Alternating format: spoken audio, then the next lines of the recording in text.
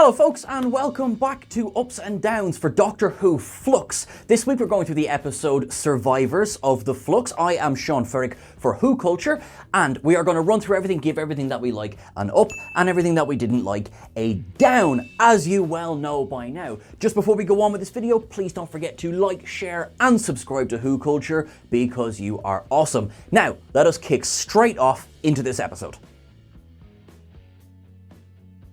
Now, we're going to kick straight off with an up this week, and it has to go to Segun Akinola, who just absolutely delivers with the music this week. It is emotive, it is both heartbreaking, and it is uprising in terms of what it makes me feel. But the fact that we've no cold open this week and we go straight into that theme tune just really highlights the fantastic remix that we've had ever since Whittaker's Doctor took over for the show with Chris Chibnall, of course. I really like this theme, and I'm really interested to see what it will change to. But just absolutely, we have to highlight just how good that contribution has been to this series and to this version of Doctor Who overall. Our second up of the week is going to go to the scope of the story this week. I really like what Doctor Who has tried to do in this week in terms of they're showing you 1904, 1958, 1987, 2021.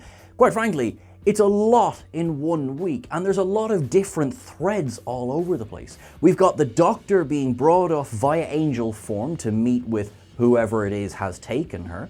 We have Yaz, Dan and Jericho who are stuck back in the distant, well, I say distant, start of the 20th century, seems pretty distant to me, trying to figure out what is going to happen and when. And then of course we have Carvanista and Bell, who I spent all of last week calling Elle, my sincere apologies, in 2021 as well, which actually puts a date on when Bell and Vinder's storyline is happening. Now, in a way, coming out of that up brings me to a down, and I'm sorry to say it, but I am downing Dan this week.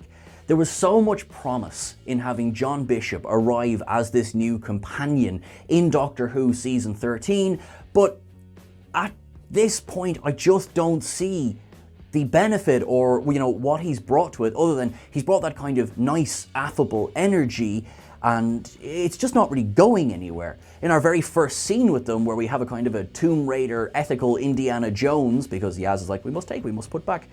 You know, what's the first thing we see? Dan falls out the ceiling, and of course he does. What's the thing we see on the steamship? Dan has to hide under the bed. Of course he does.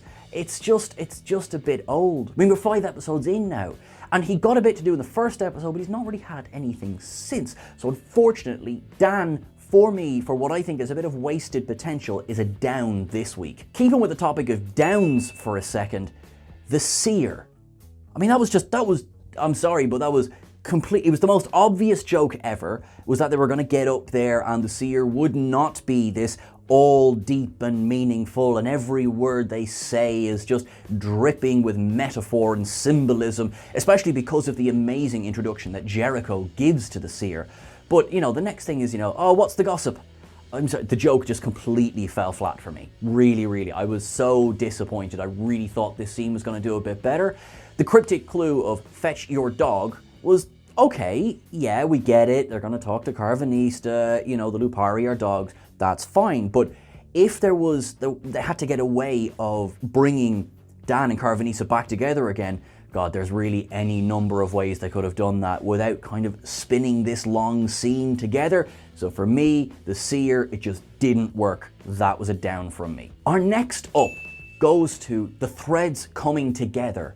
Now, I was already talking about the scope of the story with the different timelines and the locations as well, but I like that now we can see Bell has joined up with Carvanista, the Doctor is with Swarm and Azure by the end of the episode, Yaz, Dan, Jericho are now with Williamson on Earth, and maybe Prentice sees a familiar face somewhere in Unit HQ.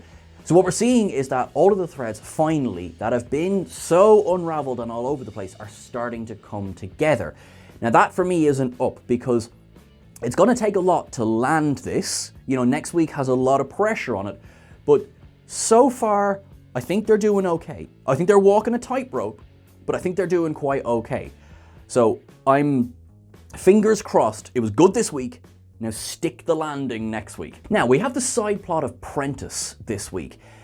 I really like where this went, because back in 1958, we see him kind of rubbing shoulders with the general who's been tasked with setting up UNIT. Now, of course, getting in on the ground of that is pretty important. UNIT, of course, is kind of, outside the United Nations. They've massive mandate. They can do pretty much whatever they want. That's a powerful operation to be in charge of, if that is indeed what he's trying to do. This scene in 1958 gives us an amazing, amazing little cameo slash Easter egg slash whatever you want to call it. It is, of course, an up from me, and it's the cameo by the third Doctor's TARDIS. Now, we get an off-screen cameo in, as they're walking down the hall, we hear kind of raised voices, and the General turns to Prentice and says, "Oh, that's our new corporal. He's a new recruit. He's a bit of a shouty guy." And for a moment, I was kind of like, "Oh, okay, who's this?" And then they walk in, and there's the TARDIS, and I was just like, "Oh my God, that's John Pertwee's TARDIS. That's amazing." I have to say, really did enjoy that. Really, really enjoyed that. So that was an absolute definite up for me. Now, between these different times, 1958 to 1987 to 2017, we see Prentice acting as a bit of a marionette master until he ends up sitting across a desk from, taken up, Kate Stewart. That is right, Gemma Redgrave is back this week as Kate Stewart. Now, we haven't seen her since season 9. Back when we were dealing with Zygons, that's the last time we saw her, and she has been missed. And it's so fantastic to see her back, because not only is she's not just back as a cameo, she's back and she's kicking ass. She knows full well that Prentice has been murdering his way to the top, and so she takes precautions to make sure that she is safe and says, "I'm going to expose you. I know what you're up to." This would seem like a fairly dangerous thing to say to a person she knows is a murderer, but this is Kate Stewart. She knows what she's at. She gets home, she hears the fact that there's a bomb, she skadoots. Bomb goes off, she's fine. We get a name drop cameo from Osgood, which is a bit of a shame. We all wanted to see Osgood this week, and she wasn't in it. She was mentioned. Kate makes the phone call saying, "Osgood, I have to go off the grid," and that's it. We may see her next week. Potentially we won't, but that was nice to have her mentioned anyway. But overall, Kate Stewart back, that is an up from me. If nothing else, it is just wonderful to get that sense of continuity between the various iterations of Doctor Who. The Doctor's story this week happens effectively outside the universe. She is on what turns out to be a seed ship, or, effectively a genetic conservatory, where she is greeted by an Ood. She's freed from the angel form within the opening seconds of the episode. So that great tease is a bit like okay. It's not so much as a down, but it was like, oh, okay. She walks up and she meets this woman that we met earlier in the season, the one who claims credit for the Flux, and this week we find out a bit more. Not only does she claim credit for the Flux, but she says the Flux was effectively intended to not only compress our universe, but to stop the Doctor, because this is Division headquarters. She explains what Division is. It is effectively, a kind of not a unit, maybe a Torchwood of Gallifrey. It was set up in the opening days of Gallifrey to go back through all of these different worlds, societies, pruning, trimming, guiding, interfering, basically breaking the number one law of Gallifrey High Council. The Doctor is understandably annoyed about this, and frankly, so am I. And that's down from me, because the idea of this existing and never having really come up in Doctor Who before, it's too big of a thing to throw in. Now, you could say the same about the Timeless Child, and it has been said about the Timeless Child. I don't know. I felt it was kind of we were always there, just standing behind the couch. And it was a bit like, it's a bit much. I thought it was just a little bit too big of a reveal that, we've always been there, and we could do this, and we could do that, and da-da-da-da-da. The reveal of the woman as Tecteun, the very person who found the Doctor by the monument, by the wormhole as a child, and then conducted experiment after experiment after experiment, that, I enjoyed that reveal. Not enough to give it an up. No, I didn't not enjoy it, so it's not getting it down. I just thought, okay. I have no emotional investment in this character, and the fate of the character was a bit like, I'm sorry, I didn't really feel anything either way.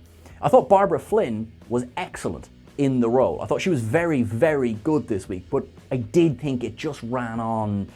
There was a bit of rambling going on. However, what I will give an up to was the return of, or inclusion of, the fob watch, which of course we know as the receptacle of a Time Lord's essence when they're becoming something else. And we find out that that is holding the memories of the Doctor from before the Hartnell days. I'm cool with this. I have no problem with the Timeless Child. I have no problem with previous incarnations. That's fine. So I'm looking forward to seeing what they do with this reveal. So the inclusion of the fob watch, totally fine with me. Really enjoyed it. One last up of the episode has to go to Mandip Gill, as Yaz is clearly the MVP of this season. Every episode, it's not necessarily been front and center how good she's been, but she's just so consistently good. That's really what I want to highlight here. In every single episode, I feel that she is nailing the performance. She is absolutely a boss in charge. Now, okay, admittedly, when she's got Dan as a sidekick, it's not that hard to be the boss, but overall, I am loving Mandip Gill. I think it might be too much to hope that she will hold on into the Russell T Davies era, but look, we can hope, okay? We can hope. She absolutely is getting an up for me this week. Now, unfortunately, I've got to close with a down. On this outside universe ship, Swarm and Azure managed to get on board. They've been harvesting all the people they sucked up into the passengers. They've basically been harvesting them as batteries to get power, to get outside the universe. And here they are, and Tecteun never saw this coming, and suddenly she's been killed, and the Doctor's annoyed because there goes the chance of a memory. No, pick up the watch. And then the episode closes with Swarm reaching toward the Doctor and going, "You're next, Doctor," and we get the closing credits. And then it's a down. Like, we know the Doctor's not going to get killed. Stop closing episodes this way. I was just like, really? It sang to me that they didn't quite know how to end the episode, and so, yeah, I'm sorry, that was a down for me. Now, that is everything for me for this week. If you think I missed anything, or let me know what you thought of this episode by dropping into the comments below. Please don't forget to like, share, and subscribe. And remember, you can catch us over on Twitter at WhoCulture. You can catch myself at Sean Ferrick on Twitter as well. Now, you look after yourselves until I see you again. We have one episode left in this season, so let's hope it's a good one. Until then, keep things wibbly wobbly, and I'll see you next week. Thanks very much.